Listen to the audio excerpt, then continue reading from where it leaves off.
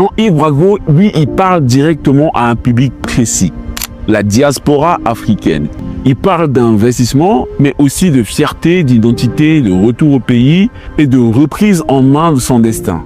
En fait, ce qu'il faut comprendre, c'est que le club business, ce n'est pas une banque. Ce n'est pas un fonds spéculatif. C'est un deal entre des humains. Donc tu mets ton argent, on monte une boîte, on essaie de réussir ensemble. Ce modèle a un nom, s'appelle le club deal. Et dans un monde saturé de beaucoup de bureaucratie, il a l'avantage d'être rapide, direct et humain.